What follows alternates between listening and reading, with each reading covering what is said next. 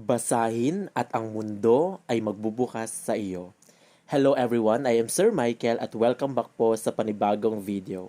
Ngayong araw ay nilaminate ko lang po ulit itong reading material ko po, mga salita na nagsisimula sa letter M, letter A, letter R, mga letra po sa ating alphabet. Actually, meron na ako nito dati.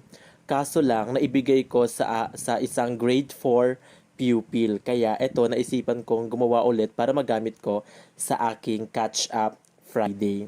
And so last night nga ay hinanap ko lang ito sa aking drive kasi naka-upload lang naman po ito sa aking drive, sa aking YouTube channel. So, print ko na rin habang ako ay nagla-live last night.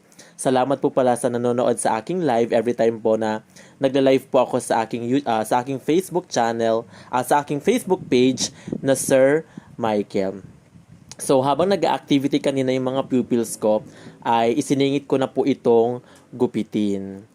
Ayan. So, yung ginugupit ko po ay ngayon ay letter N. So, meron din mga salita dyan na nagsisimula sa letter W, letter Y, at letter G. Ayan. So, kung gusto niyo po itong i-download, just visit my YouTube channel, Teacher Michael TV. Just check my latest uploaded video.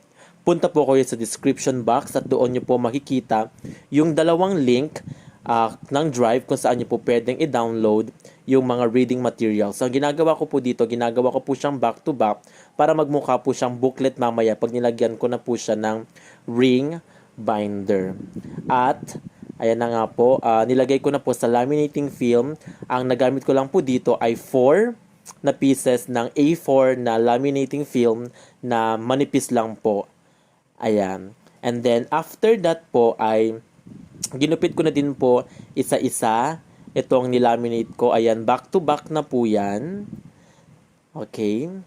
And then, after po nun ay kailangan ko lang po butasan para dyan ko po ilalagay yung mga ring binder na binili ko. So, nakabili ako ng ring binder that is 6 pesos isa, yung pinakamaliit na size. Tapos nilagyan ko lang po ng butas, 3 butas.